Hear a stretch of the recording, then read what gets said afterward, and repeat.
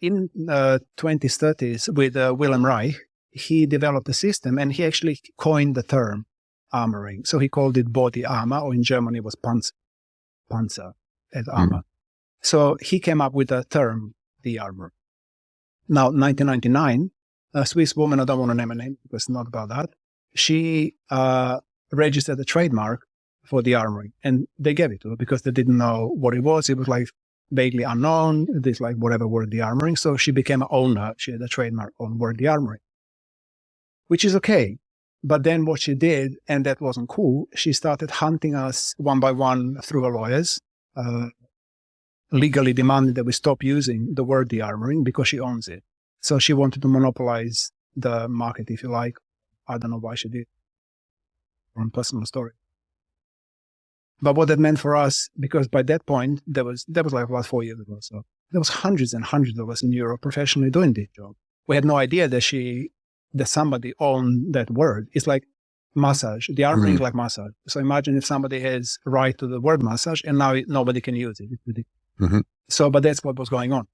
And so when she started coming after her students, few of them told me from Germany, from Switzerland, Austria, they told me, look, Dan, this woman from Switzerland, we don't know who she is, but I just received a letter from the lawyer saying you have to stop using the word, you have to take your website down, you have to basically like, what do I do?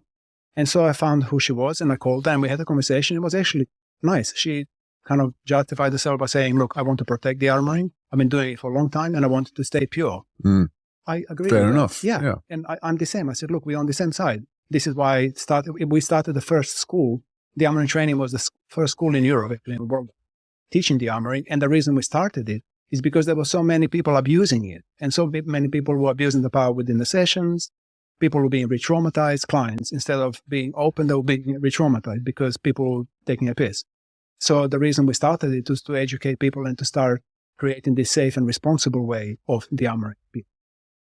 So I agreed with her. And like within the conversation, I thought we found a common tongue. And from that point, I thought everything is sorted. We understand each other. We support each other and it's going to be cool. About a year later, personally, I received 15-page letter from my lawyers, like full on, like stop doing it, take your websites down within 2 weeks. If you don't do it, I'll take you to court. Is this after your conversation with her? Yeah. Yeah. And you thought it was all cool, but yeah, about a year or two after, you know. So that wasn't, you know, I'm not taking. So then we got together, we did masses of research proving basically that she did not, that the reason EUIPO, the European Commission for Trademark Law, granted the right to the armoring is because they thought she came up with a word, right, the armoring. Yeah. So then we did tons of research. There was a team of us, actually. Thank you all who were on the team. They really did an amazing job. It took about a couple of years to actually prove that Wilhelm Reich came up with the term decade before this woman was born. So then we did that, and then we employed super expensive and professional trademark firm from Germany, and then took it to court to... In Germany? No, this was EUIPO, directly to EUIPO. Yeah. EUIPO is European-based system. The lawyers were from Germany, only because we had a friend who knew this company, also a lawyer friend. So that, as it happened, but they were super. And so they helped us prepare the case, and then they took about 2 years to go to EUIPO and to present a case and to say, look, this woman is claiming this, but actual reality is this. We ask you to remove the trademark so that the word the armoring can be used like a word massa in Europe. And so in October last year, we actually won. So now... Congratulations. That must have been a good feeling. Yeah. Amazing. Yeah. So that everybody can now actually talk about it, advertise it, work with it. So you represented the whole de-armoring industry or field, but you know, basically made it available for everyone to use. Spearheaded, yeah. And what was the position of the Swiss lady? Did she? I don't know. No, she's not going. No, I sent her an email before.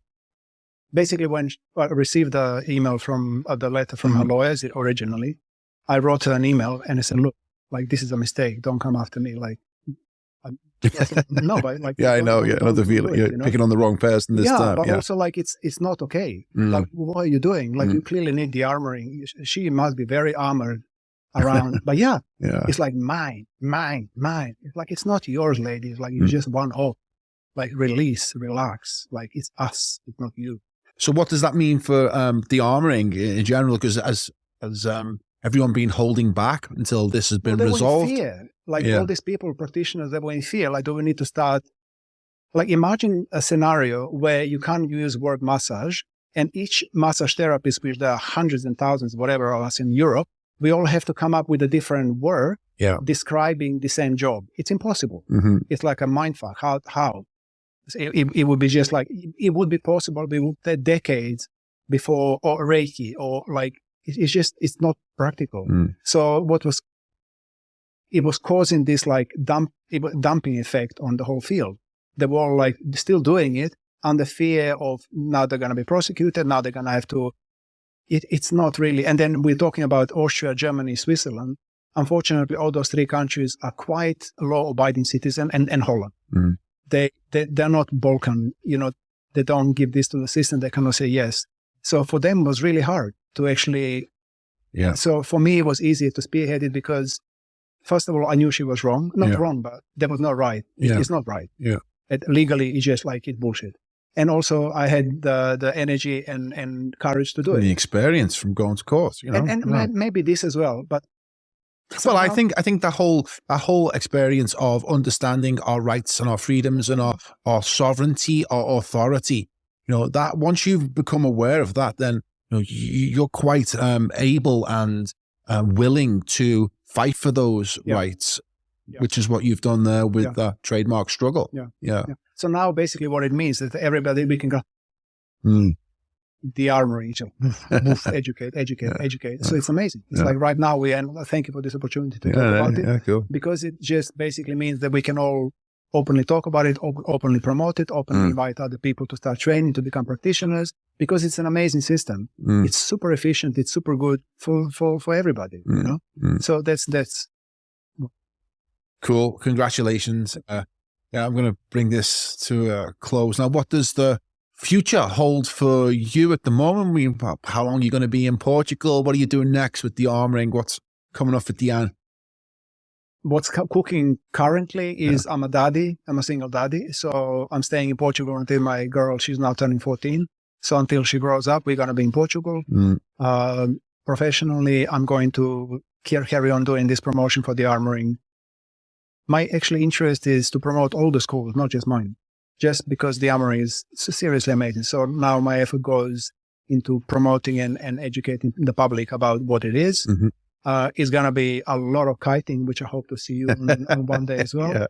And working on myself like I normally do. So this is my like full-time job, like being on a path and fantastic. Really great to meet you. And thanks so much for coming in. If people want to find you, if people want to, continue learning about the things you've talked about or Dearmouring, where can they find you? They can find me in two places. They can find me in dearmouringarts.com. We're going to put a link in the description, in the comments. And they can find me lovecore.me. But again, we're going to put a link. Yeah, that'll all be below. Don't worry about that. That's it. And anybody who wants to chat, who wants to get in touch. You do some YouTube yourself. You've got your own channel, haven't you? I do, so people can catch up. There's some good videos there. Yeah, there's hours and hours of stuff. Dearmouring. Channel's called Dearmouring. We're also going to put a link. Well, Deanne, it's been a pleasure talking to you. Thank you so much. Thanks so much. Cool. Until the next one. Thanks a lot. Ciao.